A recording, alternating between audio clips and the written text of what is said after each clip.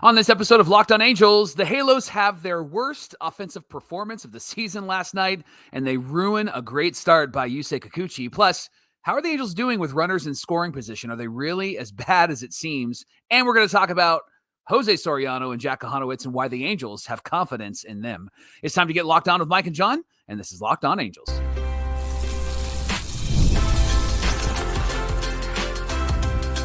You are Locked On Angels, your daily Los Angeles Angels podcast. Part of the Locked On Podcast Network, your team every day.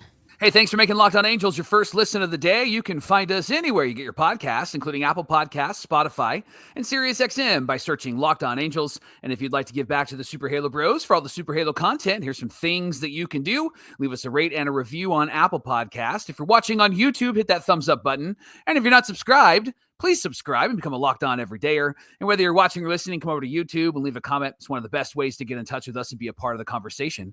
And this episode of Locked On Angels is brought to you by GameTime. You can download their app, create an account, and use our promo code LOCKEDONMLB for $20 off your first purchase. Thanks for being here for this episode of Locked On Angels, where it's your team every day. You've got the Frisch Brothers here with you, a.k.a. the Super Halo Bros. My name is John, and that's my brother Mike. And my name is Mike, and that's my brother John. It's our fourth season here as the host of Locked On Angels, talking Angels baseball with you Monday through Friday, every single weekday, every single morning. We appreciate you being here on today's show. How do the Halos feel about Soriano and Jack Kochanowicz going back-to-back in this rotation, even though they are very similar? We'll get into that question.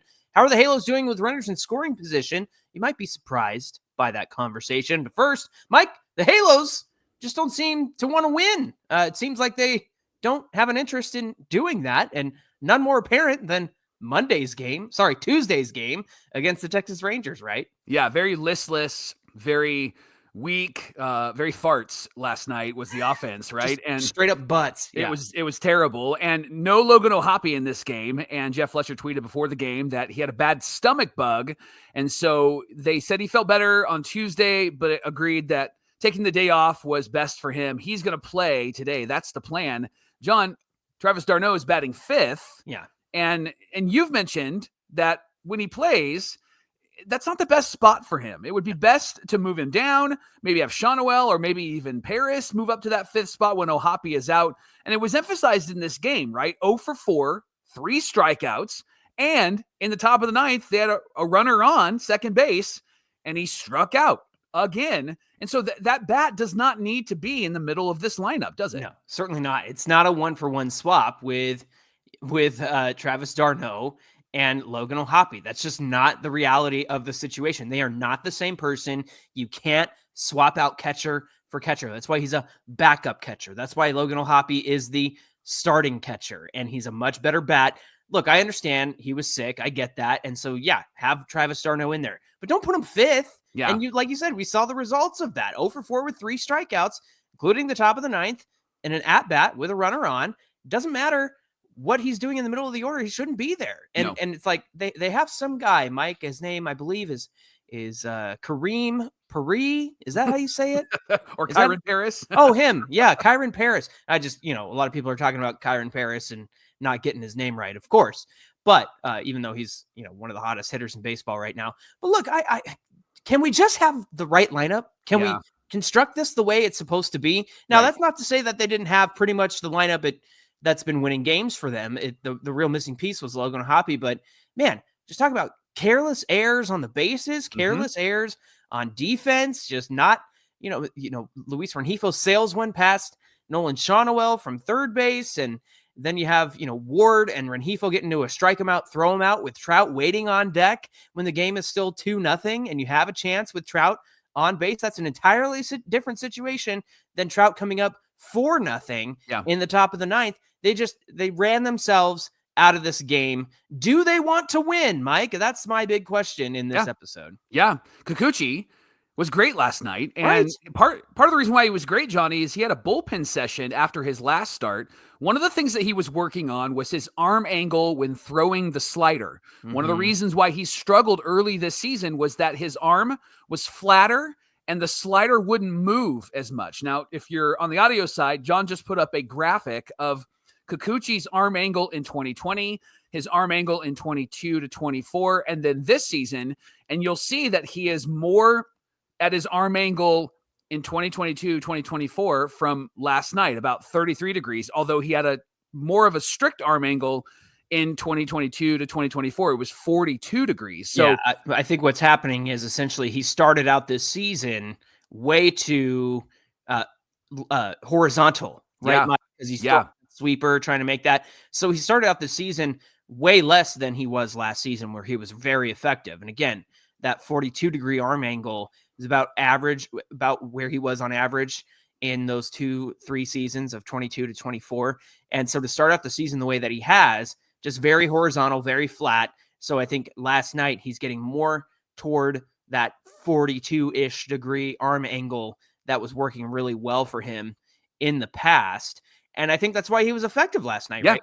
Yeah. And he did really well at playing the fastball off of the backdoor curve and slider. So he would start the batter off with either a curve or a slider, kind of a backdoor curve or slider. And then he would throw a fastball, and he was locating it, and he was locating it well. And John, I checked StatCast, his release point was consistent no matter what he was throwing. He was always in the same area. So it looked like what he worked on actually came to fruition last night, which was great. He was super effective against the Rangers. He had a really good start, just had one bad inning. And John, it really wasn't a bad inning, right? No, he gave up a single to Leoto Taveras, who stole second. Taveras is going to steal bags, Mike. Right, That's just something that he does. The throw to second gets away. Taveras gets to third. Semien hits a sacrifice fly to give the Rangers the lead. Imagine that. A sacrifice fly. Productive outs. Yeah. Scoring runs, even though it doesn't count toward your line at the end of the night, right? You get that RBI, and guys are happy with that. They're not trying to swing for the fence. They're not trying to deliver something that they can't deliver in the moment. What happened to that brand of baseball that we love so much about, I don't know, a week ago? Because I haven't seen it in the last 2 games, and I'm getting a little bit frustrated, Michael. Yeah. But that was all Kikuchi gave up, was just that one earned run. It was 6 innings, 3 hits, 1 earned, 2 walks, 6 strikeouts. Now, this is another thing. Do we not want to win? Why are we taking Yusei Kikuchi out at 79 pitches after the 6th inning? What are we doing? Yeah, that was a dumb decision, and it was a dumb decision, and it got compounded by what they did after they took him out. They brought in Reid Detmers, and John, here's what's so frustrating about Reid. He enters in the 7th inning, gives up a double to Jonah Heim, and then gives up another double, and that leads to a second run instead of being 1 run. To known slugger Kyle Higashioka, the backup catcher to Jonah Heim, who was DHing in this one. Like Jonah Heim crushes the Angels. Yeah. And historically, he crushes pitchers like Reid Detmers. And so why we're running out this guy who they've seen a million billion times to face him, it just drives me absolutely insane. But you're right. A double to Jonah Heim, a double to Higashioka, and now the lead is 2 instead of 1 run. When the offense is struggling. Yeah, when the offense is struggling. You're telling me there wasn't a better bullpen option to help keep you in this game than Reid Detmers? He doesn't have a shutdown inning in his entire body, Mike. No. And we've seen that time and time again, over and over and over with Reid Detmers, not just this year, but as a starter over the previous years. They get him the lead. He comes back out, surrenders it right back. Did it the other day in Houston. It's just super frustrating. And he wonders, why am I not in the rotation? I don't understand. What do I got to do? This is it, my friend. This is it. And now you have the job of a reliever, less pressure to get your team to remain in the game. And you can't even get through this one inning, and you give up back-to-back doubles to those guys. Jonah Heim, I can maybe understand. Sure. But you're doing the same thing. You're doing the same thing that you've been doing for your entire career since you've been up. And I cannot believe that we had serious discussions about, well, should it be Detmers in this rotation or Jack O'Connor? You and I are guilty of it. I'm not saying anything about anybody. No, it was us. It was us. We officially apologized because I mean, this guy just is so frustrating, and it's no longer, hey, you know what? He was rushed up to the majors, and he's a young guy, and it's no longer that. No longer that. I mean, the guy, like, you haven't been able to figure this out. Now you're in the bullpen, and every batter that he faced last night, ball 1. Ball 2. I mean, like, he cannot throw strikes. He cannot come in and do that. He's as frustrating as Patrick Sandoval is. Yeah. He's as frustrating as Griffin Canning was. Like, this is so frustrating. I'm not in Jose Suarez territory yet, but this is just very frustrating. And then the reason why it was so frustrating is because the Angels couldn't do anything offensively. The Rangers then added a third run in the bottom of the 7th. They added another run in the bottom of the 8th. Lots of errors happening in that. And Johnny, the Angels offense, they really struggled last night, didn't they? Yeah, 11 strikeouts across the game. Only 3 baseballs put in play with hard contact against Tyler Mahle, who started this game. And when they got runners on base, they didn't come through. In the top of the 4th, they had a good chance to score, but didn't. Trout took a walk. He stole second. Soler hit a ground ball up the middle, but Trout didn't read it well. Even Trout was guilty in this one. He didn't read it well. Kind of got caught in between, thought the ball was coming right at him. So he started going back to second base, ended up at third, but then he gets stranded there because Soler, after that knock, d'Arnaud and Shawnemel strike out. And this is so frustrating. This is so frustrating. Like, they didn't do this the first couple of weeks of the season. Right. But all you had to do was just make contact. Yeah. All you had to do was just a little dribbler. All you had to do was put the ball into the outfield. A sacrifice fly would have been sufficient. That's all you had to do.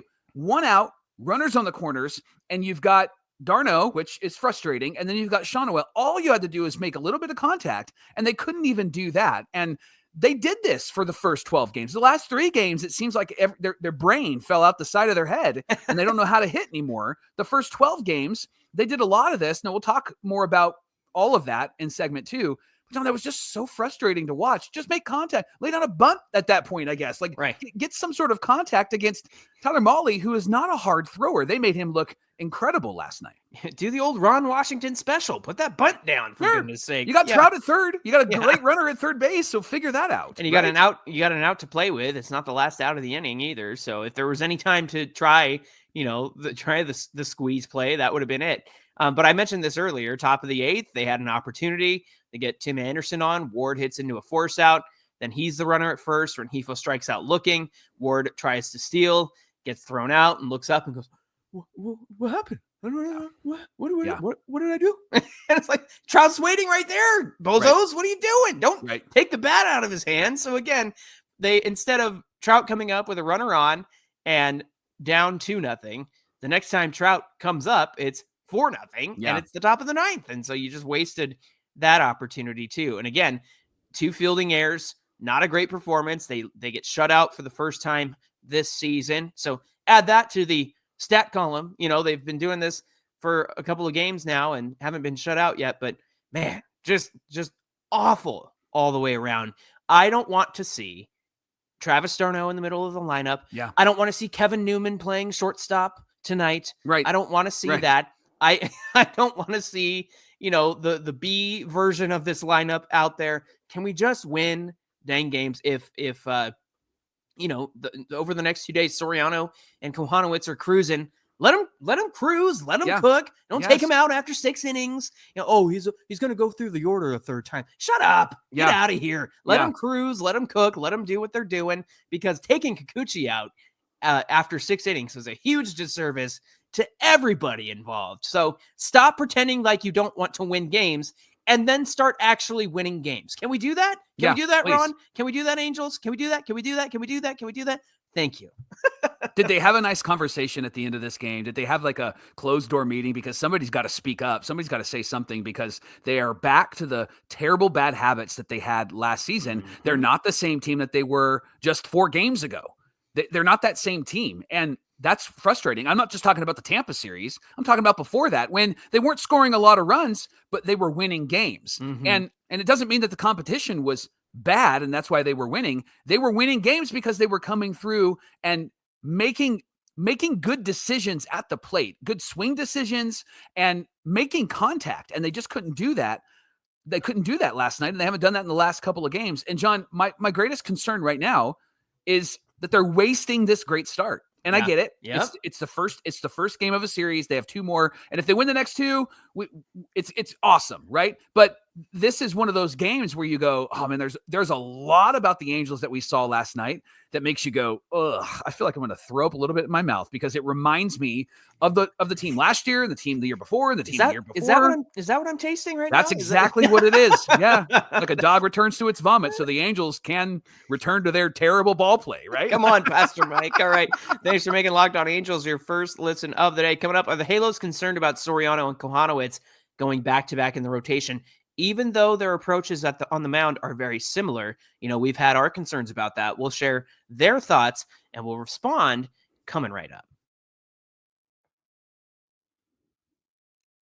Basketball and hockey playoffs are getting ready to heat up, and there's no better place to use your sports knowledge in real time and get real rewards than with PrizePicks. It's the easiest and most exciting way to play daily fantasy sports. PrizePicks is so simple. All you got to do is pick more or less on at least 2 player projections, and you're in. You can even combine players across sports, basketball, hockey, baseball, so much more. And when you do that, it gives you an opportunity to win 2,000 times your cash. So here's one bit of advice from me. It's not a huge piece of advice, but I think it'll be helpful. Here's what I'm picking this week when it comes to the NBA. Luka Doncic for more than 28 points. Jason Tatum for more than 8 rebounds. Luka for more than 28 points? Mike, you dirty dog. You daredevil, you. Now, I did recommend on yesterday's show, Connor McDavid for more than 1 goal and Austin Matthews for more than 5 shots on goal. And then Connor McDavid's hurt. So scratch that and just go with a really popular hockey name if you're not a hockey person. I love PrizePicks makes it so easy. So you don't have to be even engaged in hockey or engaged in the NBA to win. You can set your lineup in under 60 seconds or less. And they even have cool promos like Taco Tuesday where they discount player projections up to 25%, and you get a better deal, better payouts. It's awesome. So you need to download the app right now. Use our promo code LOCKEDONMLB. You're going to get $50 instantly when you play your first $5 lineup. Again, promo code's LOCKEDONMLB. You're going to get $50 instantly after you play your first $5 lineup. PrizePicks. Run your game. This is the Locked On Podcast Network, where it's your team every day. Thanks for making Locked On Angels your first listen of the day. Now, in light of last night's terrible performance, this conversation, it feels, to use a big word, apropos, Michael. It feels timely. Yeah. It feels pertinent. Yep. But I didn't think that was having to do anything to do with the conversation. Yeah, exactly. Now, the story around the Halos is always how they're performing with runners in scoring position in every game, especially after losses. We end up talking about how the Angels did with runners in scoring position. That always gets brought up, and rightfully so, because that is a constant struggle that they have had. There's even a favorite Twitter follow of mine that I like to follow, whose handle is Can't Hit with RISP. And he's hilarious because he likes to do the reverse jinx where he says something bad about the current player who's at the bat, hoping that they'll prove him wrong. Yeah. And he was doing great earlier this season, but now they're just proving him right, which is unfortunate. So we looked at how the Halos have done so far with runners in scoring position and asked, have they improved? To answer that question, they're getting better. Yeah. But they still have room to improve. Mike, why don't you dive in and tell us exactly what that means? Yeah, here's the number. So entering last night, the Halos are hitting 229 with runners in scoring position. Now, I know that sounds terrible, but they're tied with the Dodgers in that category. So for context, the top 2 teams are the Cardinals and the Padres. The Cardinals are hitting 287 with runners in scoring position. The Padres are hitting 284. Now, second, the Angels are in the bottom 10 in the league when it comes to leaving runners in scoring position entering last night's game. So here are the numbers. Some of the worst teams leaving runners in scoring position are the Cubs, the Blue Jays, the Red Sox, the Braves, the Cardinals, ironically, who are hitting well with runners in scoring position, but they're also leaving a lot of runners on. The bottom 6, Johnny, are the Rangers, the O's, the White Sox, the Reds, the Nationals, and there we are tied with the Dodgers. Entering last night, they have left only 44 runners in scoring position, which is actually good compared to what the rest of the league looks like. So that's a good thing. Entering last night, it's a good thing. They went 1 for 5 last night with runners in scoring position. It means up until last night, when they've had a runner on, more often than not, they have brought that runner in. They've moved that runner over. In fact, they're 8th in the league, which is good. When it comes to leaving runners in scoring position, they average 2.93 per game. That's better than 22 other teams in baseball. That makes me feel a smidge better. Yeah, I'm just going to use some kind of weird words tonight. Third, let's take a deeper look to show why they are improving. They are 16th in the league with productive outs. which means they're moving runners over, even though they're getting an out, and they're doing this better than half of the teams in the league. Now, as frustrating as yesterday was, this is a good step in the right direction. I don't want to see this number fall below 16. I want to see it improve because, again, productive outs are not a bad thing.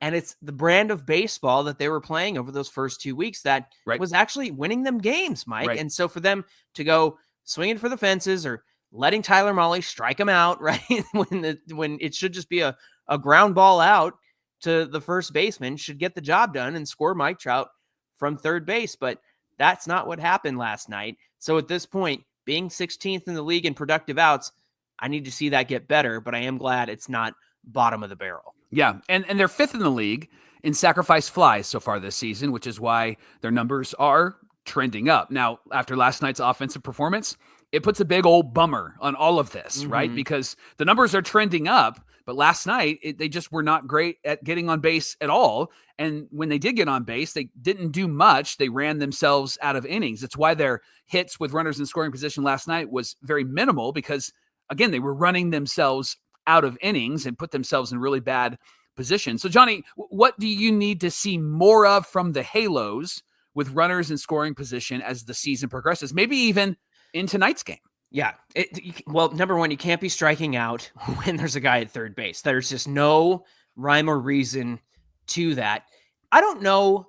Okay, this is going to be Monday morning quarterbacking right here, okay? But I don't know about you, but I believe Nolan Shonowell struck out on a Tyler Mahle changeup.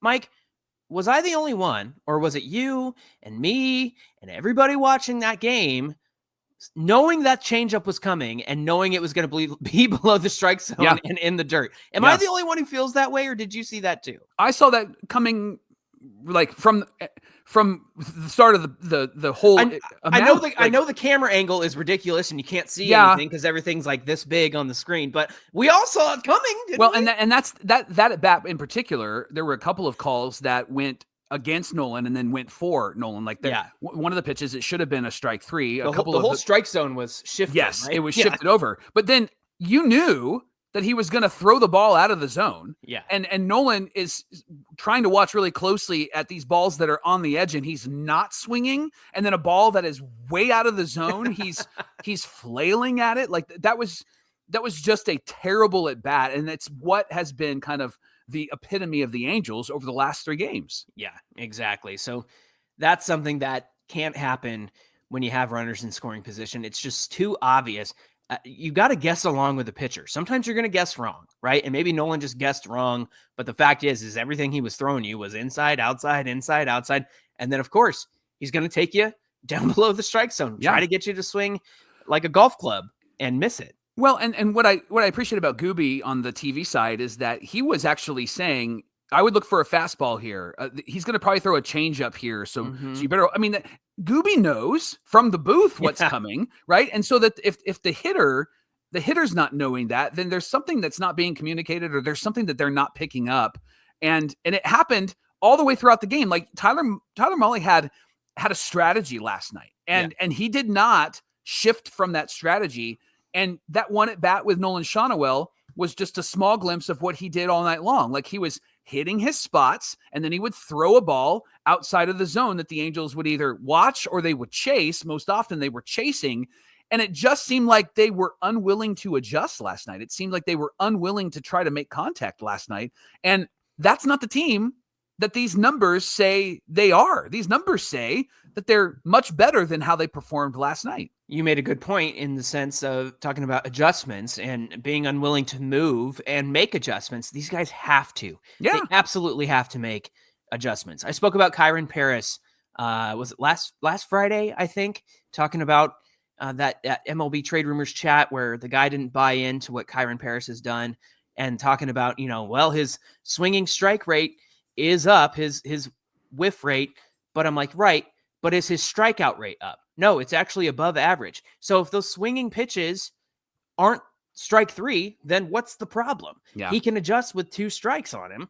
And I said, and maybe he needs to adjust his approach at the plate with 2 strikes on him. Maybe he has, and that's why he's been so productive. So I think everybody needs to reassess and reevaluate how are we approaching these pitchers, especially in situational hitting.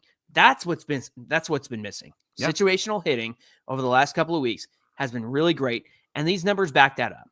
But the problem is, in the last few games, it seems like they've really gotten away from that.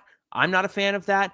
Like you said, they had 1 million closed door conversations before like the first week of the game season was over. And so then this year, are we going to have a closed door? Because I think it might be time to, have a little reevaluation of, all right, guys, like, let's get our heads back in this. Let's adjust. Let's make contact during situational moments.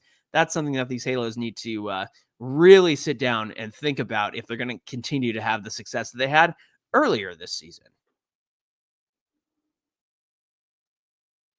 It's time to go to a baseball game, and GameTime is making getting tickets even easier for you with last-minute deals, all-in pricing, and the lowest price guarantee.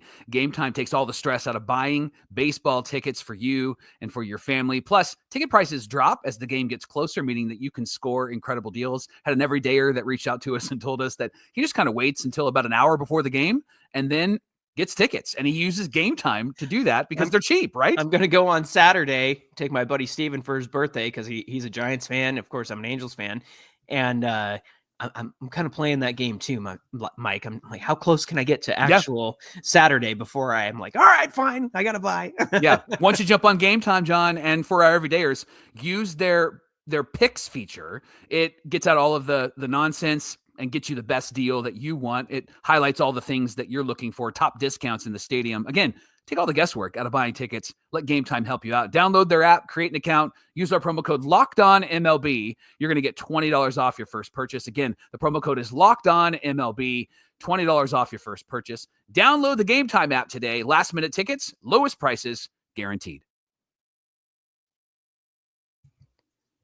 Mike, previously on Locked On Angels, previously we've had the discussion about having the same type of pitcher go back to back in the rotation. Yeah. Tyler Anderson and Kyle Hendricks are a good example of that because they are both soft tossing pitchers who don't have a high velo.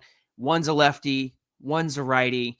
And that's been a concern because if you face those guys back to back, you're kind of getting the same look just from different sides, from different handedness. However, Soriano and Kochanowicz both utilize a sinker, and teams have the opportunity to get used to that. Now, the one caveat to all of it is these guys are pitching, at the end of one series and the beginning of another series. That means teams aren't going to see them back to back. But there have been moments this season where you do see Kyle Hendricks and Tyler Anderson back to back, or Soriano or Kochanowicz. And it will happen in this series with Soriano and Kochanowicz against the Rangers, right? Soriano Kochanowicz? Is that what you were going to say? Just trying to save time. Soro Kochanowicz. Yeah, exactly. Now, Johnny, Barry Enright told Jeff Fletcher he's actually not concerned about Soriano and Kochanowicz going back-to-back because of how effective they are at throwing the sinker. Enright said that there are 3 key metrics to evaluating a pitcher: strikeout rate, walk rate, ground ball rate. And Barry said that Soriano and Kochanowicz are exceptional at getting ground balls. We know this, but the numbers back it up. The league average for ground balls, the ground ball percentage for starting pitchers, is 42%. So far this year, Soriano is 10% better than league average. He's got over 10%. He's got a 65% ground ball rate. Wow. And Kochanowicz is about 51%. So he's about 11% better in his ground ball rate. Now, here's where Kochanowicz hasn't been good, but was really good last year. And his last start was evidence of that. He was great at stranding runners on base. Last year, he stranded 73% of base runners.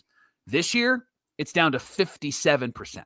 So in order to be more successful, he's got to limit the base runners and the damage that they cause. Now, he knows, and he admitted in his last start, he's a ground ball guy. Sometimes those balls are going to get through. But what he did in his last start that he hasn't done in previous starts or even last year was that he struggled with location and he struggled with walks. And same thing with Soriano. When he struggles with location and struggles with walks, then you start to see the other teams kind of compile all of those hits and walks, and they end up scoring a few runs, getting a few hits off of them. So Barry said, we're confident in these guys if they can continue to get the teams to hit the ball on the ground. And the Rangers are not a ground ball team. They're a fly ball team. So tonight's matchup with Soriano and also against Kochanowicz, it's going to be interesting to see how they are able to get this fly ball team to hit ground balls. But John, do these numbers and Barry Enright's confidence help you to be confident with these two guys going back to back?